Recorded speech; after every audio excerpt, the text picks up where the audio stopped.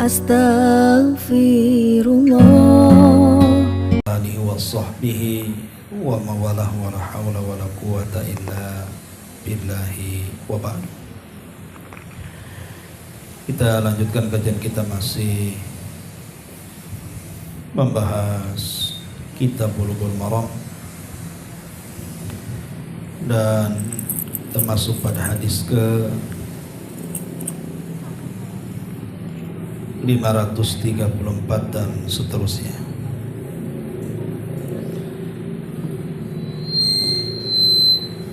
Wali Abi Dawud an Ubay ibn Ka'b radhiyallahu anhu shalla faraqa'a 5 raka'atin wa sajada sajdataini wa fa'ala fi thaniyati mithla dhalik. Dan diriwayatkan oleh Abi Dawud dari Ubay ibn Ka'ab, beliau mengatakan beliau sallallahu alaihi wasallam salat kemudian ruku sebanyak 5 kali, lalu sujud 2 kali. Dan pada rakaat yang kedua beliau melakukan hal yang sama. Jadi ini bagian daripada kaifiyah cara salat khauf.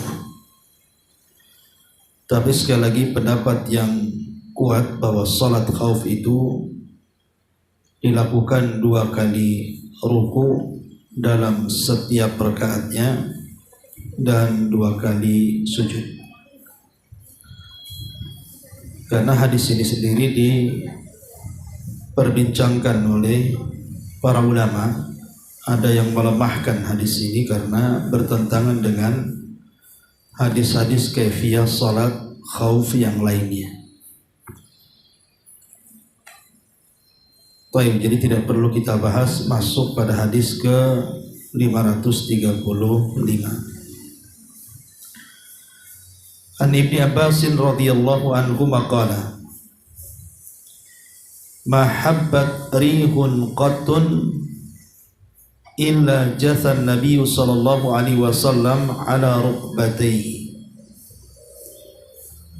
wa qala Allahumma ij'alha rahmatan wa la taj'alha adzaban. Rawahu Syafi'i wa Tabrani.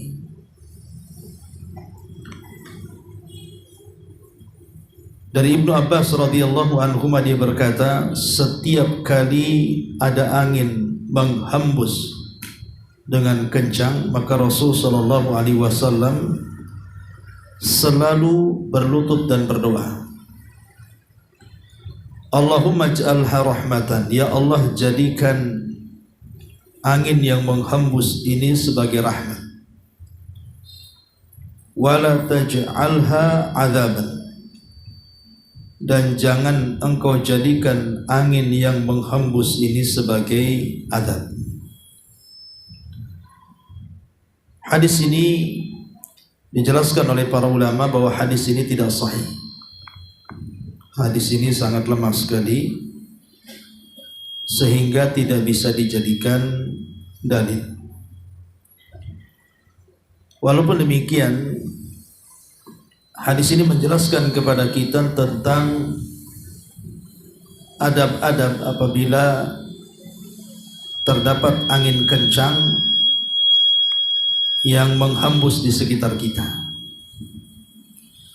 Karena kita tahu bahwa angin itu bagian daripada tanda dari tanda-tanda kuasa Allah Subhanahu wa ta'ala. Terkadang angin itu membawa rahmat, terkadang angin itu membawa azab. Sehingga dari sini para ulama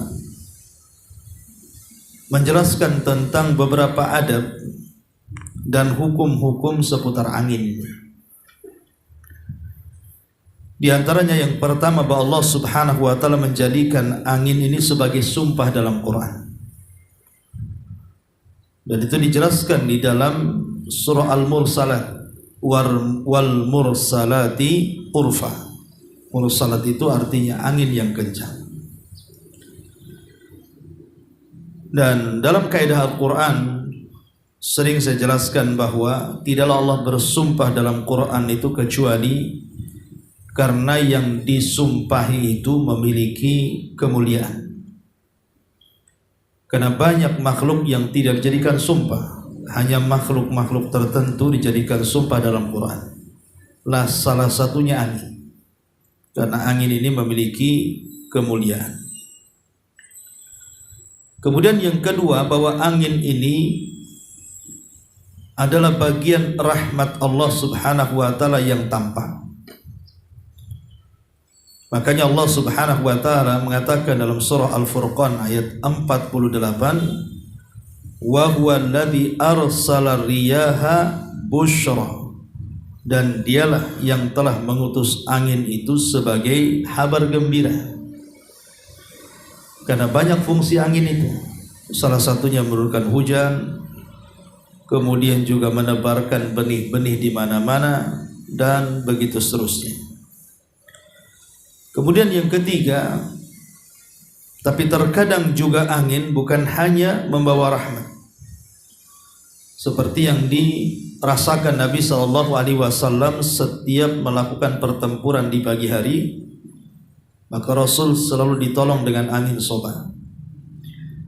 Tetapi terkadang juga menjadi azab, sebagaimana yang dialami oleh kaum Ad. Kaum Ad itu dihancurkan dengan angin sore, atau disebut dengan dabur. Kemudian yang keempat, bahwa seorang muslim ketika berhadapan dengan angin,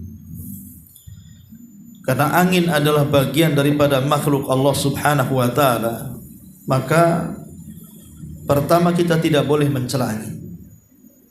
Karena Nabi sallallahu alaihi wasallam bersabda, la tasubbu riha, jangan kalian mencela angin.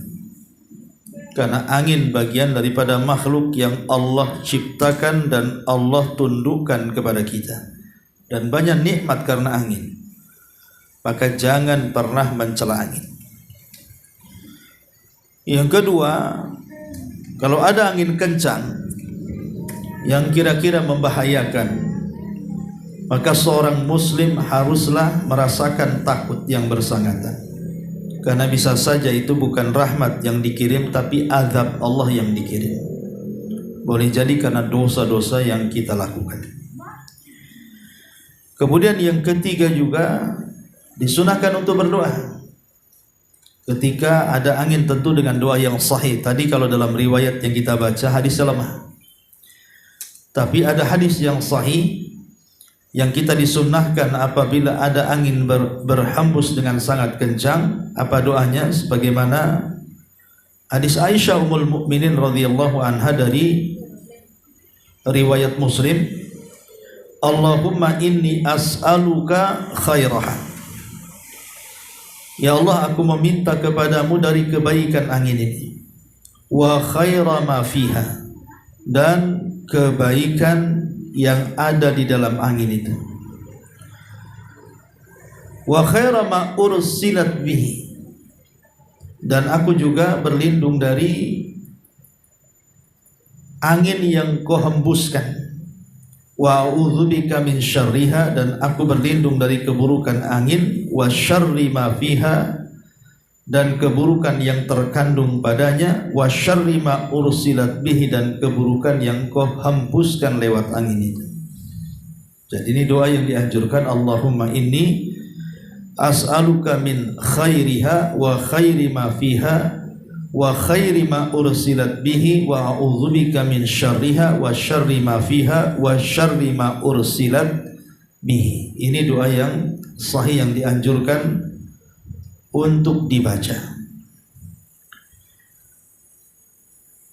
Ma'asyiral muslimat yang dimuliakan Allah Subhanahu wa taala. Kemudian juga disunahkan juga apabila ada angin kencang yang kira-kira membahayakan adalah al-mubadaratu ila fi'lil khairat, bersegera untuk melakukan kebaikan. entah bersedekah atau yang semacamnya. Dan juga tarkul munkarat, dan juga meninggalkan maksiat. Jangan-jangan itu sebuah azab yang Allah Subhanahu wa taala timpakan kepada kita. Kemudian juga boleh menjamak salat ketika angin kencang dan sangat dingin sekali. Jadi syarat boleh menjamak salat ketika angin dua.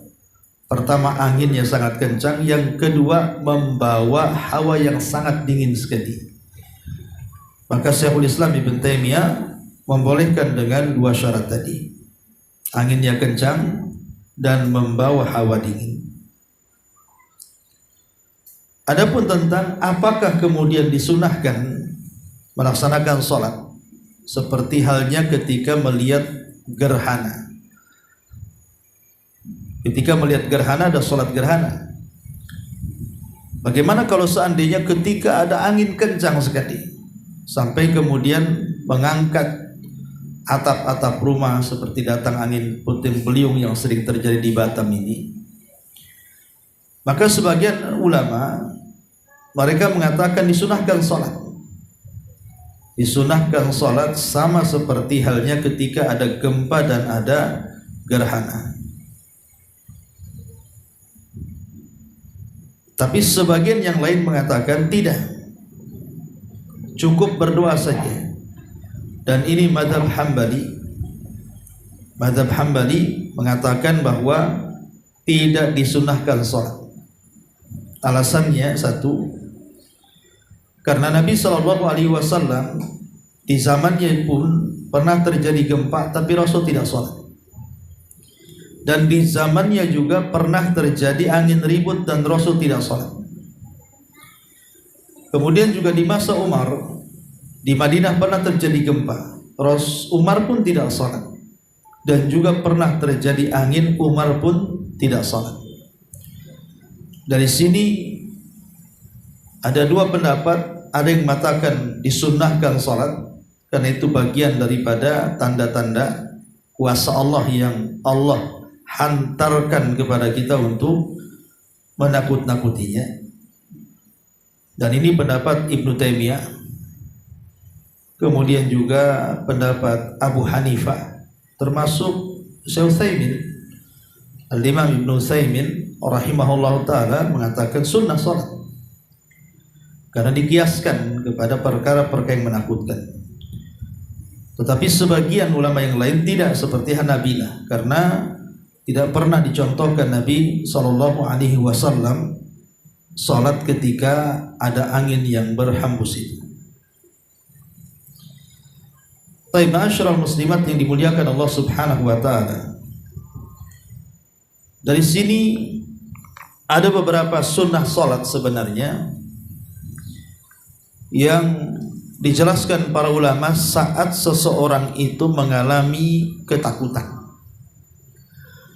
Di antaranya adalah salat 2 rakaat sebelum orang itu dibunuh.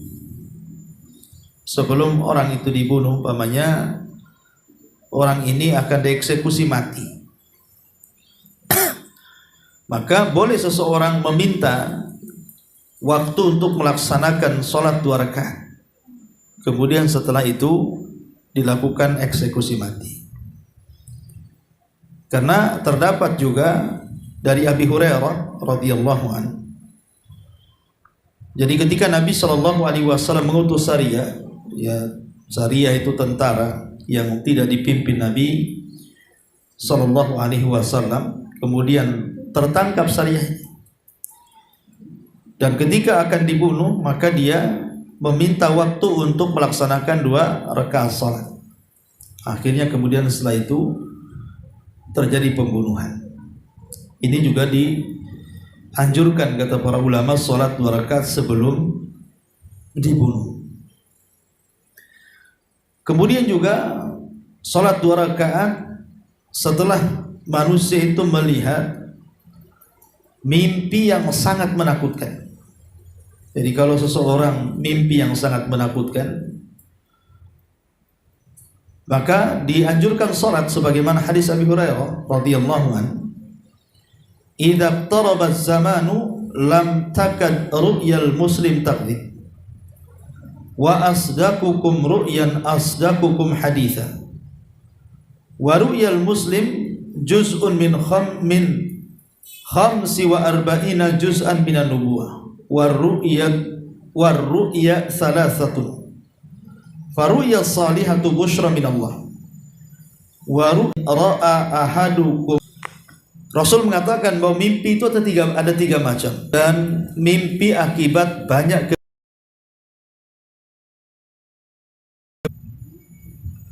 melihat dalam mimpinya hal-hal yang sangat menakutkan, maka berdirilah kemudian melaksanakan salat dan jangan menceritakan kepada manusia. Jadi dianjurkan apabila ibu mimpi buruk apa ya kan dalam mimpi itu, maka biar terulang atau tidak nyambung mimpi itu, maka dianjurkan untuk melaksanakan sholat 2 rakaat dan jangan cerita kepada manusia dan jangan dipikirkan, karena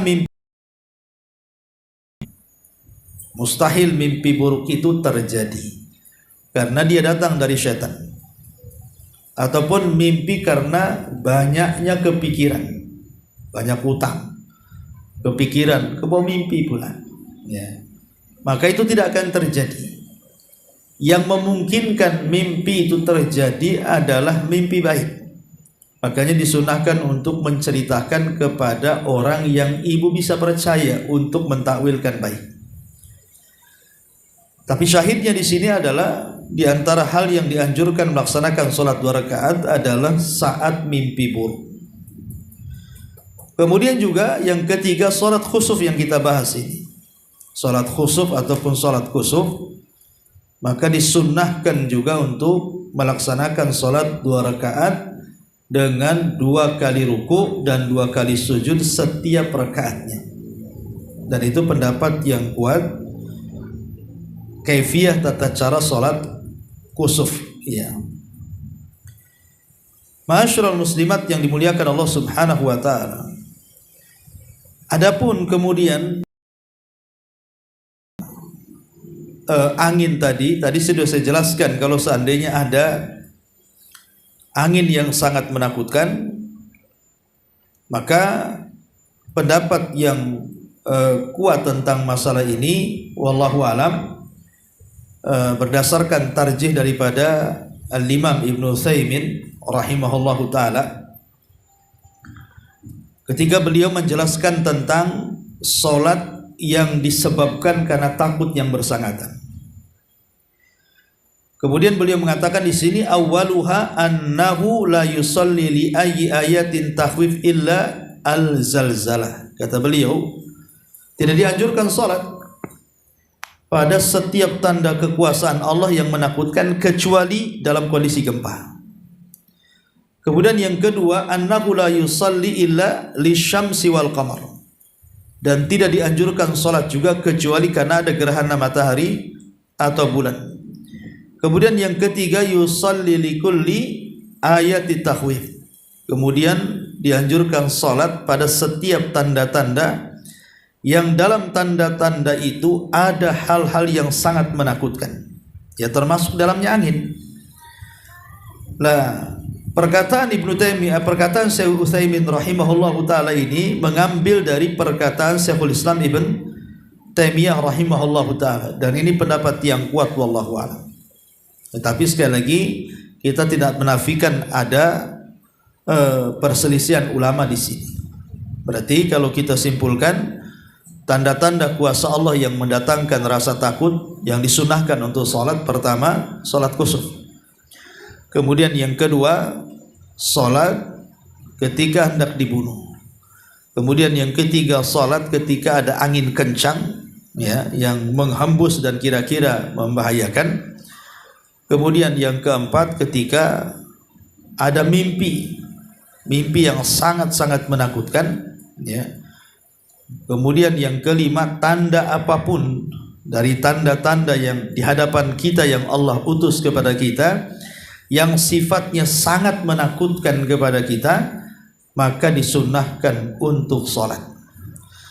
Tentu dalilnya adalah secara umum adalah firman Allah Subhanahu wa taala, wasta'inu bis sabri was salah.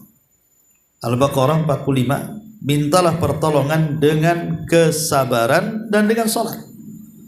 Ya. Jadi ketika ada hal-hal yang menakutkan, apa yang harus kita lakukan ketika kita minta pertolongan? Minta pertolongan kepada Allah dengan cara apa? Sabar, kemudian salat. Ayat ini umum, ya, bahwa salat juga dijadikan salah satu amalan saat kita sedang takut. Bahkan bukan hanya sedang takut saja, bahkan dalam permasalahan-permasalahan yang kita hadapi, ibu ada masalah, sudah berusaha mencari jalan keluar juga buntu, tidak terurai-urai, maka sholat. Ya, sebagaimana Nabi SAW,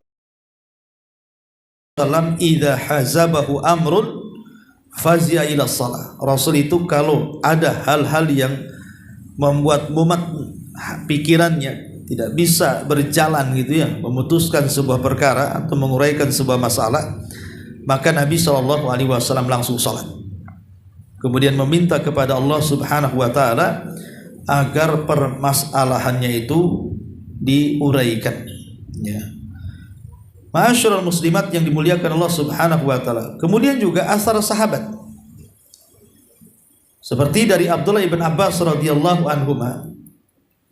Jadi apabila beliau ada permasalahan, maka beliau juga langsung melaksanakan salat.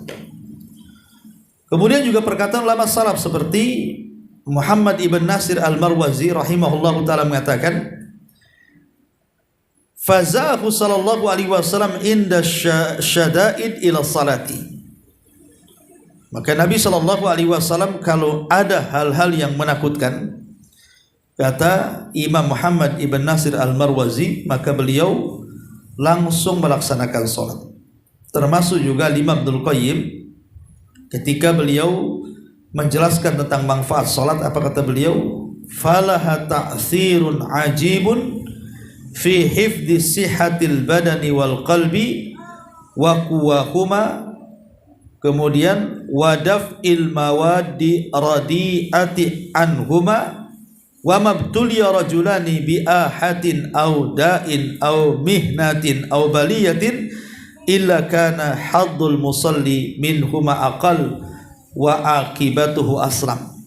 Jadi kata Imam Ibnul Qayyim, salat itu memiliki pengaruh yang luar biasa ajibnya. Ketika dengan salat itu bisa menjaga kesehatan badan dan hati, dan kekuatan badan dan juga hati. Termasuk juga bisa menghindarkan dari apa-apa yang menimpa padanya dari berbagai macam ujian dan juga cobaan. Berbagai macam ujian dan cobaan, orang yang salat itu akan memiliki pengaruh yang luar biasa, kata beliau. Jadi bisa menghilangkan hal-hal yang menimpa kepadanya dari ibtila, ujian, bahkan penyakit, bahkan juga al-mihan, ya, sama juga ujian kepada orang yang salat. Nah, dari sini kita tahu bahwa sangat dianjurkan salat itu dalam kondisi-kondisi tertentu ketika seseorang mengalami ketakutan yang bersangatan. Ya, karena Allah mengatakan wasta'inu bis sabri was salah. Ma'asyiral muslimat yang dimuliakan Allah Subhanahu wa taala. Itu di antara faedah daripada hadis ini.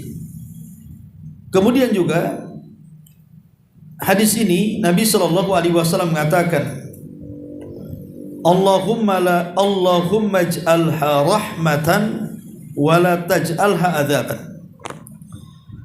Ya Allah, jadikanlah dengan angin itu rahmat, dan jangan pula jadikan angin itu sebagai azab. Tentu secara makna sahih hadis ini. Hadis ini secara makna sahih.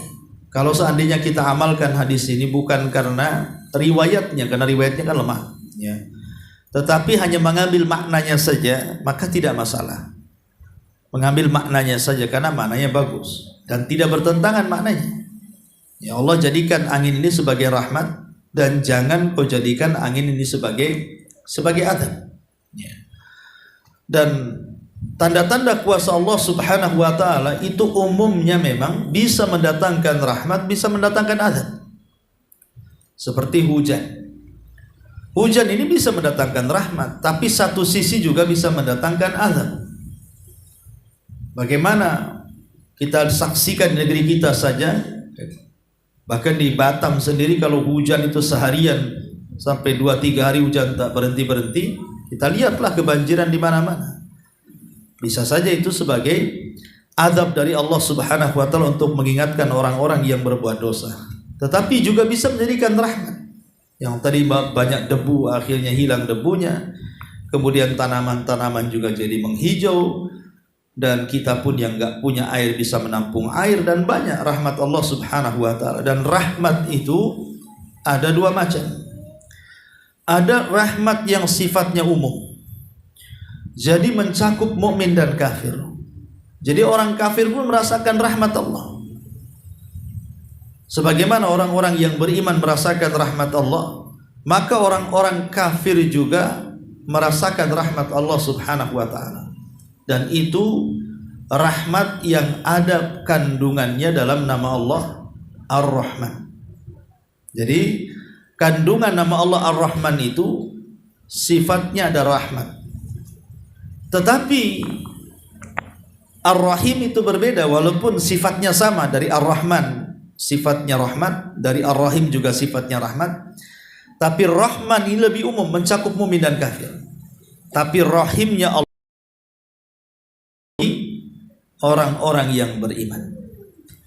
Dan rahmatnya Allah Subhanahu wa ta'ala yang bersyarikat antara mukmin dan kafir itu sebatas dunia. Ingat ya, sebatas dunia saja. Rahmatnya Allah kepada mukmin dan kafir yang bersyarikat antara mukmin dan kafir itu sebatas dunia. Makanya Allah Subhanahu wa ta'ala memberikan nikmat itu kepada orang yang dicintai dan kepada orang yang tidak dicintai. Tetapi Allah tidak memberikan iman kecuali yang dicintainya saja. Harta bisa dibagi sama Allah. Qarun kaya, Sulaiman kaya, Abu Bakar kaya, Abu Lahab juga kaya. Bisa dibagi harta itu. Tapi iman tidak bisa dibagi. Iman itu hanya Allah Subhanahu wa ta'ala berikan kepada orang-orang yang dicintainya saja. Maka kita tahu bahwa rahmat khusus itu hanya diberikan kepada orang yang beriman. Adapun rahmat umum disyarikatkan semua manusia, mukmin, kafir, bahkan binatang-binatang tumbuh-tumbuhannya pun mendapatkan rahmat dari rahmat-rahmat Allah Subhanahu wa ta'ala. Taib, ini diantara faedah dari hadis yang ke-535. Kemudian hadis berikutnya, wa anhu, maksudnya dari Ibnu Abbas radhiyallahu anhuma, shalla fi zalzalati 6 raka'atin wa 4 sajadatin wa qala hakadha salatul ayat. Wa dzakara Syafi'i an Ali mithlahu duna akhirih. Dari Abdullah ibn Abbas radhiyallahu anhuma, beliau salat ketika terjadi gempa 6 rakaat dan 4 sujud. Kemudian beliau mengatakan, beginilah salat ketika ada tanda-tanda kuasa Allah Subhanahu wa ta'ala. Wallahu alam, riwayat ini memang lemah. Asal salat itu kembali kepada kaifiyah yang kita kerjakan. Artinya salat sunnah yang ibu pahami ya seperti itu, 2 rakaat salam gitu ya. Karena kaifiyah salat itu kan sudah ditentukan. Kata Nabi SAW, sallu kama ra'aitumuni usalli. Salatlah kalian sebagaimana kalian melihat aku salat. Artinya kalau seandainya tidak ada contoh dari Nabi SAW tentang kaifiyah salat, ya, maka dikembalikan kepada tata cara sholat yang ma'ruf. Ya, yang ma'ruf artinya yang ibu lakukan seperti sholat sunnah wudhu, sholat sunnah rawatib, sholat sunnah duha, ya 2 rakaat salam kan itu ya. Kecuali memang ada yang merubah dari kaifiyahnya ke kaifiyah yang lain, seperti sholat khauf, sholat takut saat perang. Memang ada contoh-contoh yang memang harus dilaksanakan berbeda dengan sholat-sholat biasa. Atau sholat gerhana, memang Nabi SAW melakukan berbeda dengan kaifiyah cara sholat yang lainnya ya.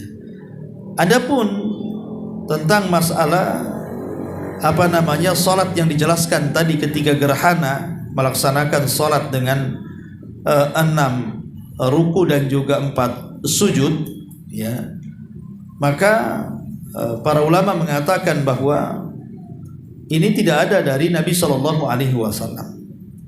Jadi ini tidak ada dari Nabi SAW. Warrajih annahu la yujad salatal khasah bihadil ayah. Dan yang kuat bahwa tidak ada salat khusus ketika melihat ada tanda-tanda yang ma'ruf seperti dijelaskan di sini ketika terjadi gerhana. Jadi tidak ada salat khusus. Berarti kalau tidak ada salat khusus, berarti dikembalikan kepada salat sunnah yang ibu biasa lakukan. Ya, karena riwayatnya sendiri diperbincangkan oleh para ulama. Wallahu alam, ini yang jadi permasalahan. Tetapi kemudian ulama juga, apakah juga salat ini juga disunahkan kepada tanda-tanda yang lain ketika umpamanya terjadi wabah, seperti kemarin terjadi corona gitu ya, ataupun wabah taun gitu ya. Apakah juga disunahkan kalau terjadi wabah kayak kemarin itu, wabah corona itu kan termasuk tanda-tanda juga kan yang menakutkan ya kan. Maka kalau kita mengambil pendapat Al-Imam Ibnu Utsaimin bahwa setiap tanda-tanda yang menakutkan itu disunahkan sholat, maka ya disunahkan sholat. Tetapi sekali lagi kalau kita melihat pendapat Hanabilah, pendapat Madhab Ahmad, maka mereka hanya mencukupkan kepada sholat gempa saja. Jadi selain daripada gempa maka tidak ada riwayat yang disunahkan sholat di dalamnya. Itu yang mencukupkan ketika tanda-tanda yang menakutkan. Dalam madhab Hambali mengatakan hanya gempa saja, selain itu tidak ada. Ya mungkin sholat kusuf jelas ya kan ada, maksudnya ketika ada angin, ketika ada wabah, ketika ada apa tidak disyariatkan. Tapi sebagian para ulama mengatakan bahkan disyariatkan, seperti pendapat Syafi'i. Imam Syafi'i mengatakan disyariatkan, baik secara individu ataupun secara berjamaah, dan itu juga pendapat Ibnu Taimiyah rahimahullahu taala. Beliau mengatakan tusalla salatul kusuf likulli ayatin kazzalazilati wa ghairiha. Sunnah salatnya seseorang ketika menghadapi kusuf, kata beliau, artinya gerhana, ataupun setiap tanda-tanda yang menakutkan seperti gempa dan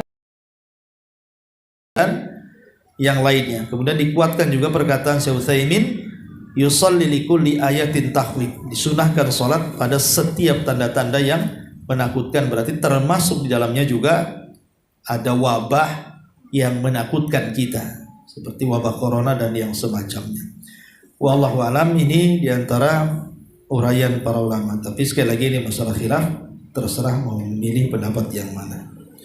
Baik, saya kira sampai di sini cukup 3 hadis saja secara singkat penjelasannya. Sebelum saya tutup, silakan kalau ada yang mau bertanya.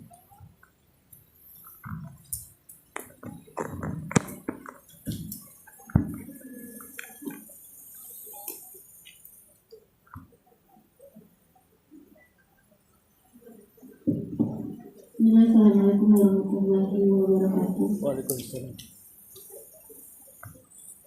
Ustaz, Ustaz, berarti sholat yang diajarkan oleh Rasulullah itu ketika tanda-tanda alam yang tadi Ustaz sebutkan itu hanya berada di sholat gerhana, sholat khauf, dan sholat minta hujan.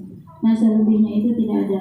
Nah, tapi seandainya kita melakukan secara pribadi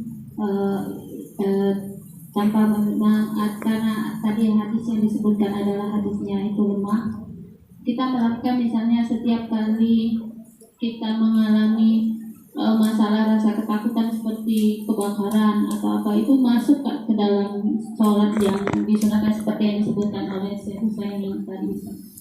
Nah. Ya, alhamdulillah.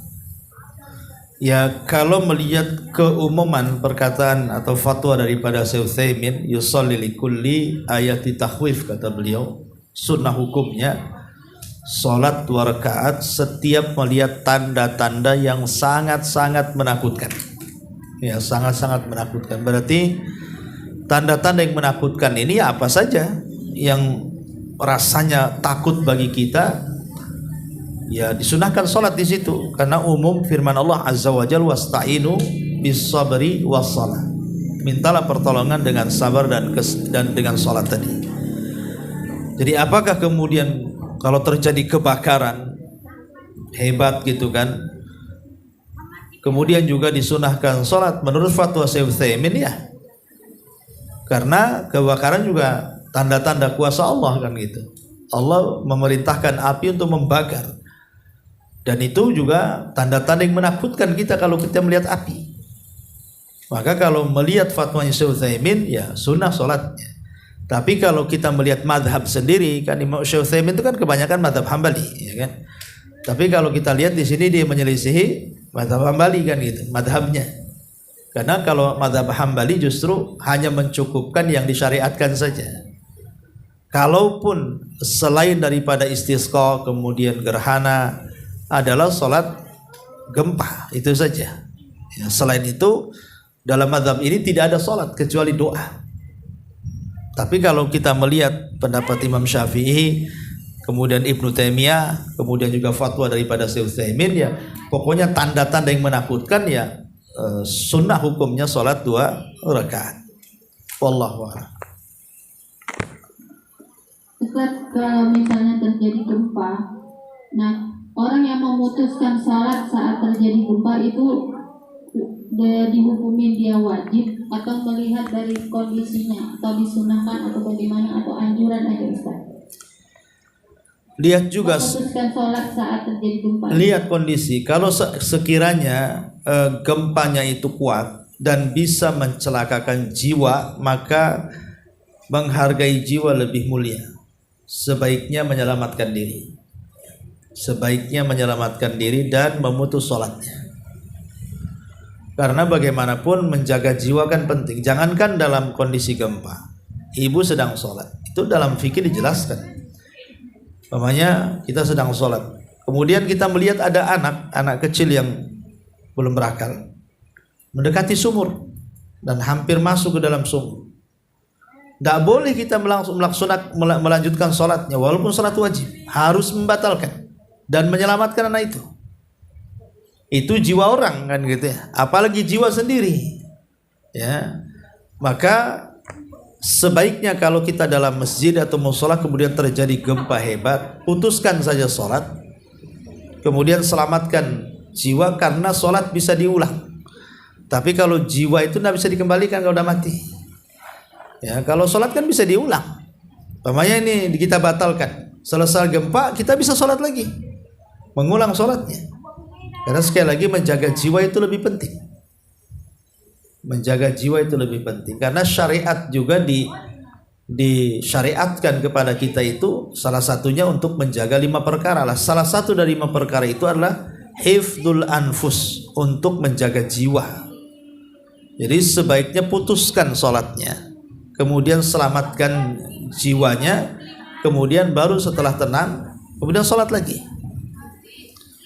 Ya, adapun yang terjadi di di YouTube ketika gempa, dia berusaha terdiam dan begitu seterusnya, ya kan?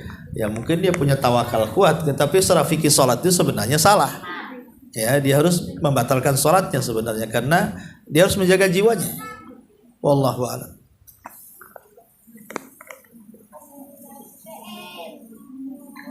Ustaz, ini ada pertanyaan dan pertanyaan ini agak keluar dari tema. Pertanyaannya lebih kurang begini Ustaz. Saya sedang hamil dan apakah saya nanti di bulan Ramadan mana yang lebih baik bagi saya? Apakah saya ibaratnya begini, karena kalimatnya agak panjang, sulit agak anaknya jelaskan. Jadi begini dia kesimpulannya, mana yang lebih afdal bagi saya, tetap puasa tapi bisa memberatkan bagi saya dan yang dikandung, atau saya tetap membayarkan fidyah. Jadi mana yang lebih baik, saya fidyah atau saya mengqadanya? Jadi dua permasalahan ini yang beliau permasalahkan Ustaz. Nah, ya alhamdulillah, ini kan masalah khilaf ulama ya tentang masalah orang yang hamil. Ini kan orang yang hamil ya, bukan orang yang menyusui kan. Orang yang hamil itu kan membatalkan puasa itu karena 3 perkara. Pertama, dia takut kepada dirinya, janinnya tidak ada masalah. Tapi kalau puasa, kesehatan ibunya yang jadi masalah. Ini yang pertama. Atau kebalikannya, ibunya nggak ada masalah, tapi kalau dipaksa puasa, janinnya masalah. Atau dua-duanya masalah, ibu dan janinnya masalah. Makanya dari 3 perkara inilah maka orang yang sedang menyusui atau yang sedang hamil itu dibolehkan untuk tidak berpuasa di bulan Ramadan. Cuman yang jadi persoalan adalah apakah orang yang seperti ini cukup bayar fidyah saja, ataukah qadha, ataukah dua-duanya? Ini masalahnya. Ini terjadi khilaf panjang di antara ulama masalah ini. Ada yang mengatakan cukup fidyah saja, tapi juga ada yang mengatakan tidak. Lihat, kalau dia takut kepada dirinya, kesehatan dia, gitu ya, bukan karena janinnya, maka dia cukup mengqadha saja tanpa membayar fidyah. Tapi kalau seandainya dia takut kepada janinnya, dia tidak ada masalah, maka dia harus mengqadha dan harus membayar fidyah. Ada yang memerinci seperti itu. Tapi ada yang mengatakan orang seperti ini baik takut kepada dirinya atau kepada janinnya tetap mengqadha puasanya. Tidak ada fidyah, dia qadha saja. Dan ini pendapat yang dikuatkan oleh para ulama Najd. Mereka mengatakan bahwa orang yang hamil atau menyusui, maka mereka tidak boleh bayar fidyah, dia harus mengqadha puasanya kalau sudah selesai. Adapun bayar fidyah itu kepada kakek yang tidak sanggup puasa. Umpamanya seorang yang sudah kakek, sudah nenek, tidak sanggup puasa, dipaksa pun nggak akan puasa karena nggak sanggup. Maka orang yang seperti ini tidak ada qadha, yang ada fidyah. Atau orang yang sakit permanen, ya kata dokter ini nggak akan sembuh, ya. Maka kalau punya sakit permanen ini tidak mungkin puasa, dipaksa pun tidak akan bisa puasa, makanya cukup bayar fidyah. Tapi orang yang menyusui dan orang yang hamil, lah mereka itu sehat, dan kalau mereka selesai melahirkan kan ada waktu untuk mengqadha. Jadi sebagian para ulama tidak ada fidyah, yang ada qadha. Ya, yang lain mengatakan tidak ada qadha, yang ada fidyah saja. Yang lain mengatakan qadha dan fidyah. Ya. Jadi ini masalah khilaf sih, masalah khilaf ulama masalah ini. Tapi ikhtiyatnya sih memang lebih ke qadha saja. Kehati-hatian ya. Daripada bayar fidyah mendingan qadha. Itu kehati-hatian, lebih selamat gitu maksudnya. Wallahu a'lam. Ustaz, ini ada pertanyaan dari teman. Suaminya itu mu'alaf, terus belum bisa sholat. Kalau sholat dia ke masjid, sholat yang misalnya zahar gitu, misalnya kayak maghrib, isya itu kan dia ngikutin gitu Ustaz. Tapi pas yang zuhur asar itu dia hanya bisa ngikutin gerakannya aja. Nah dia nanyakan sah apa enggak gitu Ustaz sholatnya. Ya kalau dia mu'alaf dan baru belajar sah saja. Tetapi kalau dia tidak baca Fatihah secara umum tidak sah salatnya, tapi sebagai penggantinya adalah dengan cara zikir, tasbih, takbir, tahlil dan tahmid. Ya, ajarkan itu, zikir itu. Jadi pokoknya ajarkan sebagai ganti daripada Fatihah dan surat. Maka dia membaca tasbih, subhanallah, alhamdulillah, Allahu akbar, la ilaha illallah. Boleh. Ya, sebagai penggantinya itu kan mudah dihafal. Tetapi dia harus belajar. Tidak boleh selamanya seperti itu. Ini kan dalam kondisi darurat yang berzikir ini. Dalam kondisi darurat memang baru masuk Islam kan susah dia menghafal. Maka cari kalimat-kalimat yang pendek. Ya tadi bertasbih, bertakbir, tahmid tadi. Tapi kalau sudah hafal Fatihah tidak boleh. Yang penting Fatihah aja lah. Yang lain gak ada masalah. Yang penting Fatihah, karena Fatihah itu rukun masalahnya. Fatihah itu rukun. Jangan sampai ditinggalkan. Yang lain boleh ditinggalkan, tetapi Fatihah jangan. Ya kalau yang lain itu kan masuk ke wajib, seperti bacaan Subhana Rabbiyal Azim dalam ruku, Subhana Rabbiyal itu kan masuk ke wajib. Gitu saja kan. Tapi kalau Fatihah itu nggak boleh ditinggalkan. Ya minimalnya sekali lagi ajarkan, kalau yang punya suami mu'alaf, ajarkan surah Al-Fatihah. Insya Allah nggak akan lama lah. Kalau dia sungguh-sungguh itu nggak akan lama. Apalagi kalau umpamanya 24 jam didengarkan murotal itu nggak lama itu. Sambil diajarkan, diejahkan kayak anak-anak gitu ya. Kemudian 24 jam murotal Fatihah diulang-ulang itu seminggu udah lancar dia itu. Yang nggak mau belajar yang lama tuh biasanya. Ya kan? Jadi ya kan namanya mu'alaf itu ya. Kenapa Anda mu'alaf harusnya kan? Karena agama yang pindah itu lebih benar. Sehingga biasanya kalau betul-betul mu'alafnya, dia lebih tinggi belajar Islamnya dibandingkan orang Islam tuh. Sama dengan orang Islam yang masuk Nasrani juga kepengen taunya lebih besar kan gitu. Kecuali kalau mu'alafnya itu ya karena hanya ingin menikah, ya kan, karena hanya hubungan ekonomi, itu kan diajari dunia. Lah yang seperti ini harus dibimbing oleh istrinya tuh. Harus dibimbing sama istrinya. Kalau dia keinginan masuk Islamnya itu hanya ingin menikah saja, yang ekstra harus istrinya betul-betul nasihati biar lurus niat dia masuk Islam. Karena percuma juga kalau seandainya dia mengucapkan 2 kalimat syahadat tapi tidak pernah belajar sholat, ya murtad lagi lah tanpa terasa. KTP-nya aja muslim, tapi dia tetap murtad jadinya. Nah, makanya ini tugas para istri yang suaminya mu'alaf, dorong. Ya bukan dorong suaminya aja, dia pun harus belajar. Kalau suaminya dorong-dorong belajar, dia nggak belajar, nanti suaminya cerdas, dia paling bego. Kan repot. Ya. Wallahu a'lam.